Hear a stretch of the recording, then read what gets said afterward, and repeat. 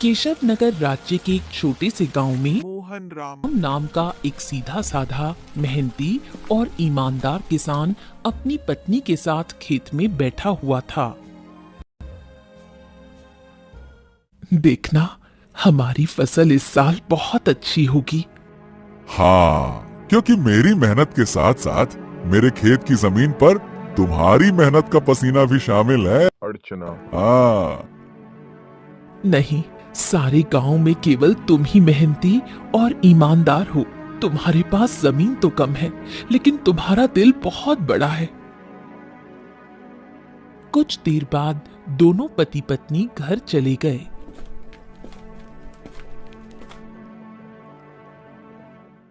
मैं तुम्हें एक बात बताना तो भूल ही गई, घर में लकड़ियां खत्म हो गई हैं। अरे चिंता मत करो, मैं कल सुबह सबसे पहले जंगल में लकड़ियां काटने के लिए ही चला जाऊंगा। ठीक है ना, ले आऊंगा। चलो अब।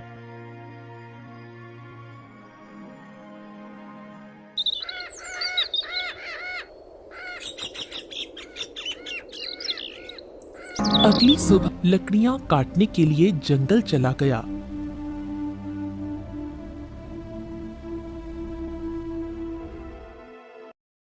एक पेड़ पर कुल्हाड़ी चलाने ही वाला था कि तभी उसने देखा झाड़ियों में एक घायल बंदर करहा रहा था।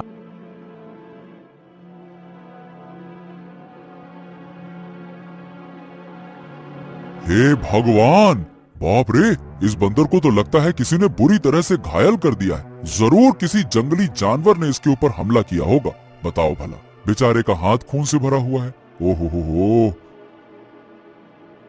बंदर के पास बैठा था। काश तू बोल सकता तो बता सकता कि तेरी तकलीफ कहाँ है। फिलहाल तो तेरे हाथ में खून दिख रहा है, लेकिन जिस तरह से तू दर्द से तड़प रहा है ना, बाप रे, तकलीफ तो कहीं और ही है। उसी समय वहां एक साधु आ पहुंचा। कौन हो तुम और बंदर से क्या बातें कर रहे हो? प्रणाम साधु महाराज, मैं तो बस लकड़ियां काटने के लिए जंगल में आया था। इस घायल बंदर को देखा तो इसके ऊपर तरस आ गया। लगता है किसी जंगली जानवर ने हमला किया है इसके ऊपर। देखिए ना, इसके हाथ से खून बह रहा है। लेकिन जिस तरह ये दर्द से तड़प रहा है, मुझे तो लगता है कि इसे कहीं और ही तकलीफ है। बहुत कम इंसान होते हैं जिनके मन में जानवरों के प्रति इंसानियत होती है। रुको रुको रुको, ओम। इतना बोलकर साधु मंत्र पढ़ने लगा। अचानक रंग बिरंगी किरणों से बंदर का जख्म सही हो गया। हाँ, अब ये बंदर तुम्हें बता सकता है कि इसकी तकलीफ कहाँ है। इतना बोलकर साधु वहां से चला गया। बंदर उठकर खड़ा हो गया। मेरे कंधे में बहुत दर्द हो रहा था। हाँ, अब अच्छा लग रहा है। एक शेर ने मुझ पर हमला किया। मैं बचने के लिए दूसरे पेड़ में कूदा। शेर का पंजा मेरे हाथ में लगा और मेरा हाथ घायल हो गया। मैं पेड़ ही नहीं पकड़ पाया और मैं जैसे ही नीचे गिरा, बाप रे बाप, मेरे कंधे में बहुत चोट लग गई थी। अरे, तुम तो बिल्कुल मनुष्य की आवाज में बात कर रहे हो। ये कैसे संभव हुआ? जब साधु ने मंत्र पढ़ा ना, तब मुझे ऐसा लगा कि मेरे अंदर बात करने की शक्ति आ गई है। मैंने बोला और मेरी आवाज तुम तक पहुंच गई।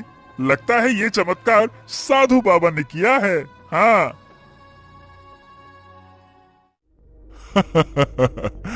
अच्छा ये बताओ, तुम मेरे घर पे चलोगे?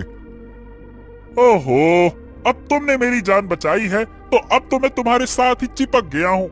मतलब मैं तुम्हारे साथ ही रहूंगा। और क्योंकि मैं इंसानों की तरह बात करने लगा हूँ, तो मैं बंदरों से अब तो अलग हो गया हूँ ना। क्या करूंगा उन बंदरों के साथ रहकर? अब तुमसे बातें करूंगा जी भर के। चलो, तुम मेरा कोई अलग नाम भी रख सकते हो। बताओ बताओ, मेरा क्या नाम रखोगे? बड़े मजे की बातें करते हो तुम। चलो ठीक है, मैं तुम्हें आज से के पुकारूंगा। क्यों, कैसा नाम है? अच्छा नाम है ना? हाँ, अच्छा नाम है। चलो चलो चलो चलो, घर चलते हैं।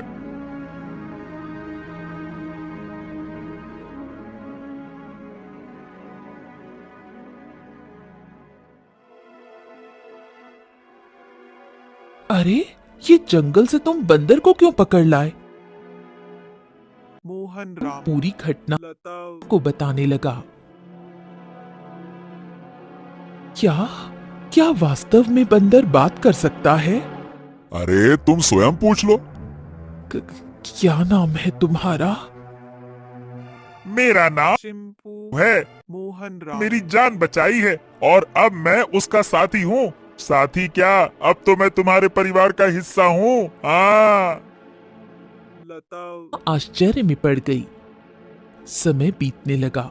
चिंपू मौजूदगी घर में नई जान ले आई थी। धीरे धीरे चिंपू के काम में हाथ बटाने लगा। मोहन राम राम का सच्चा साथी बन चुका था।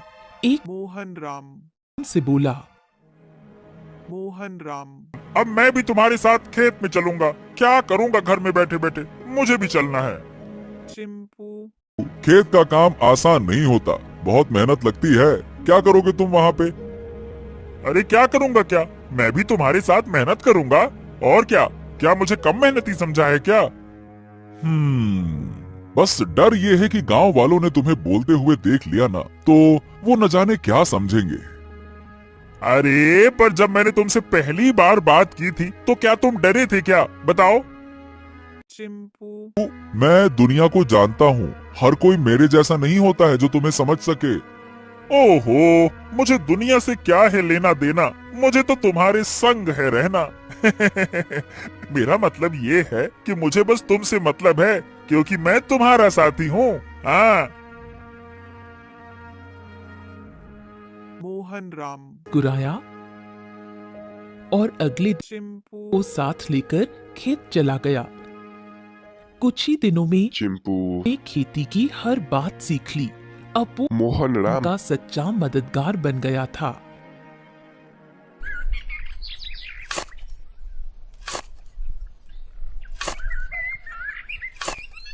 मोहन राम अरे आज की मिट्टी तो बहुत भारी लग रही है।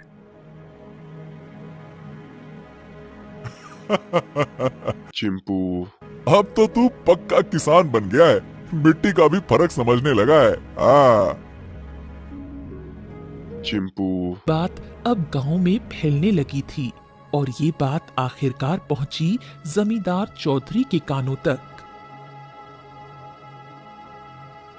क्या मोहन राम के घर एक बंदर है जो इंसानों की तरह बोलता है? हाँ जमींदार साहब, मैं खुद देख चुका हूँ। अरे मैंने तो उसे बोलते हुए सुना भी है। पहली बार तो मैं डर गया था। अरे भैया, तो फिर उस बंदर को लेकर तमाशा करना चाहिए, उससे तो बड़ी अच्छी कमाई होगी। ये बात आपने बिल्कुल पते की कही जमींदार साहब। जमींदार की हंसी कुछ देर चली, फिर वो गंभीर हो गया। हाँ, मोहन राम की जमीन पर मेरी नजर बहुत समय से है। बाकी सब तो मेरे कर्जदार बन चुके हैं, पर ये मोहन राम राम ये कभी झुका ही नहीं। उसकी जमीन बहुत उपजाऊ है जमींदार, बंजर में भी फसल उग जाती है। अरे इसमें मिट्टी का कोई खेल नहीं है भीमा, उसकी किस्मत और सितारे बुलंद है। पर जिस दिन वो सितारे गिरेंगे ना, उसी दिन ये खेत मेरा होगा और मोहन राम मेरे कदमों में होगा, देख लेना तुम।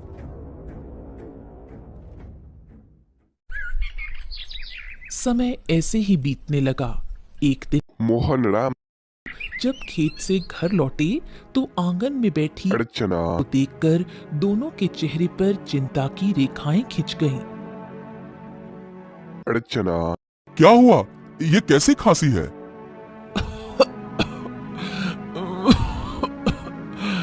कुछ दिनों से खांसी हो रही है, अब तो दिन ब दिन और भी बढ़ती जा रही है।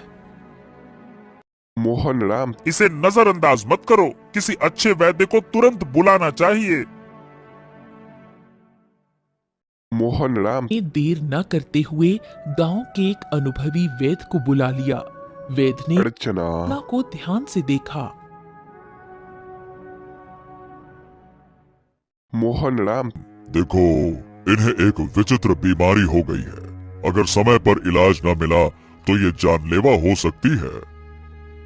हाँ, नहीं नहीं नहीं नहीं वैद्य जी, आप तो इलाज शुरू कीजिए, मैं कोई कसर नहीं छोड़ूंगा।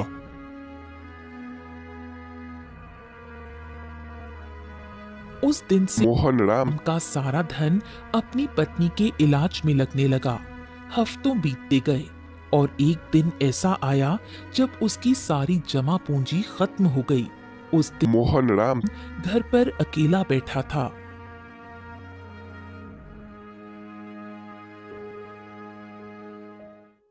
ऐसे उदास मत बैठिए, मैं अपने आप ठीक हो जाऊंगी। ऐसा ऐसा मत कहो, अर्चना मैं तुम्हें इस हालत में नहीं देख सकता। तो अब क्या करोगे? जो कुछ था सब तो मेरे इलाज में लगा दिया। अब तो बीज खरीदने तक के पैसे नहीं बचे। मोहन राम सिर झुकाए बैठा था। चिंपू तेजी से दौड़ता हुआ आया। मोहन राम हिम्मत मत हारो, तुम्हारे दो भाई इस गांव में रहते हैं और तुमसे ज्यादा धनी भी हैं। उनसे मदद क्यों नहीं मांगते हो, हैं? वो ये बात ठीक लगी। उसी शाम साथ लेकर अपने बड़े भाई केशव के घर गया। ओहो हो, क्यों भाई, आज हमारे घर का रास्ता कैसे भूल गए हैं? भैया, बीमारी के बारे में तो अब गांव में सब जानते हैं। मैंने जो कुछ कमाया सब इलाज में लग गया। अब कुछ धन की जरूरत है भैया। तुम तो जानते हो मेरी फसल इस बार खराब हुई है। अब खुद मुझे उधारी लेना पड़ रहा है तो मैं तुम्हें कहां से दूं? नहीं बोला, सिर झुकाकर बाहर निकल आया। अरे वो झूठ बोल रहा, मैंने उसके चेहरे को देखा है, वो देना ही नहीं चाहता था। हाँ जानता, पर चलो एक और भाई है, उनसे मिलते हैं, चलो। अब दोनों बिरजू के घर पहुंचे। बिरजू ने दरवाजा खोला और देखकर चौंक गया। ओ, आज भाई की याद कैसे आ गई? भैया भैया, मेरी पत्नी बहुत बीमार है, थोड़ा सा धन चाहिए इलाज के लिए। क्या? अरे बंटवारे में वैसे भी तुझे ज्यादा जमीन मिल गई थी, उसे बेच नहीं देता?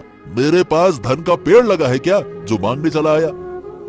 झूठ मत बोलो भैया, सच तो यह है कि तुमने और केशव भैया ने मेरे हिस्से की जमीन भी दबा ली थी। मुझे 6 बीघा जमीन मिलनी थी, बस 2 बीघा मिली है, 2 बीघा। अरे निकल जा यहाँ से, अगर कर्ज लेना है तो जमींदार के पास जा, मुंह उठा के चले भाग यहाँ से।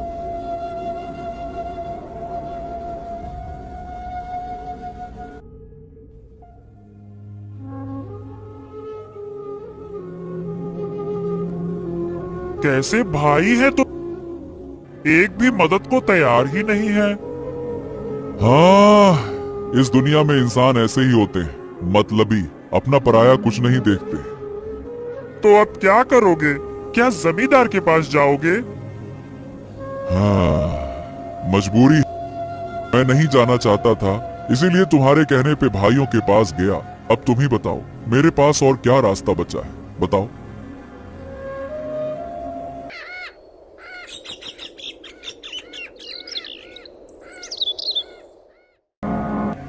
अगले जमींदार की हवेली में जा पहुंचे। उम्मीद उसे कम थी, मगर अपनी पत्नी की खातिर उसने खुद को झुका दिया था। मैं जानता, एक ना एक दिन तू चलकर मेरी हवेली में जरूर आएगा भैया। आपने बिल्कुल सही कहा था मालिक, जब तक इसकी किस्मत चमक रही थी तब तक बहुत अकड़ में चलता था। अब देखो कैसा मुरझाया मुरझाया सा खड़ा है। ए जमींदार, तुम्हें किसी की हालत का मजाक उड़ाने का हक नहीं है। लोग तुम्हारा सम्मान करते हैं, तुम्हें भी दूसरों का सम्मान करना चाहिए, समझे? ए बदरवा, बकवास बंद कर।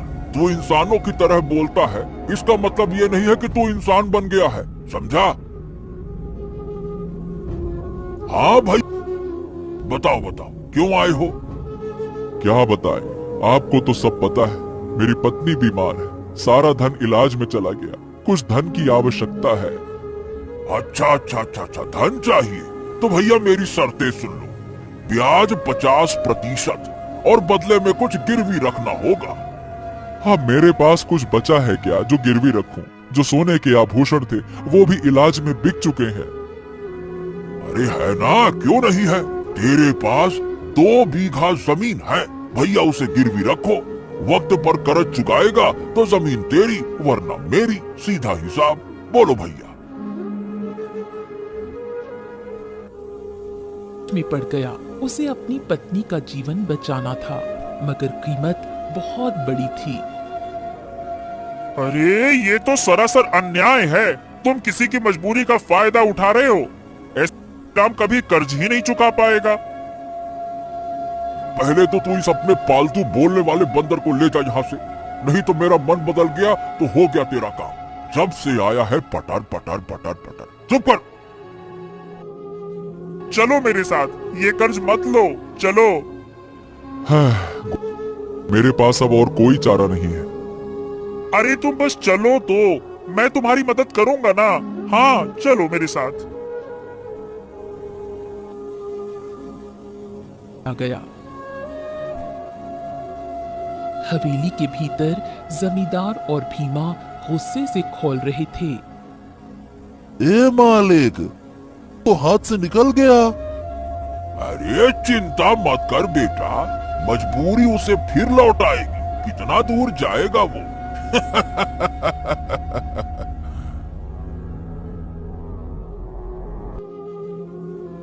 बात घर पर आ पहुंचा। वो तुरंत वहां से चला गया। शाम को लौटकर नहीं आया। तब बढ़ने लगी।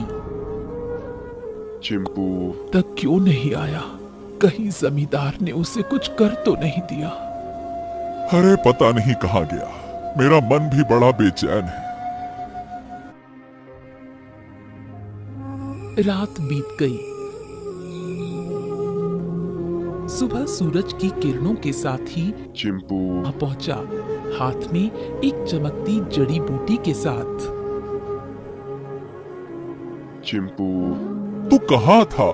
हमें लगा कहीं तुझे कुछ हो तो नहीं गया। अरे मैं जंगल गया था उन साधु महाराज को ढूंढने जिनसे मुझे बोलने की शक्ति मिली थी। उन्हें मैंने सारी बात बताई और उन्होंने दया करके ये जड़ी बूटी दी है। उन्होंने कहा है कि इससे बड़ी बीमारी ठीक हो सकती है। हाँ, वो जड़ी बूटी लता, कुछ देर बाद लता, की आंखों में चमक लौट आई। मुझे बिल्कुल स्वस्थ महसूस हो रहा है, जैसे मैं कभी बीमार ही नहीं थी। हाँ। तुम्हारी खांसी भी ठीक हो गई। और चिंपू, तू तो हमारे लिए देवता बन गया। अगर तू नहीं होता तो मैं जमींदार से कर्ज लेकर अपनी खेती भी खो बैठता।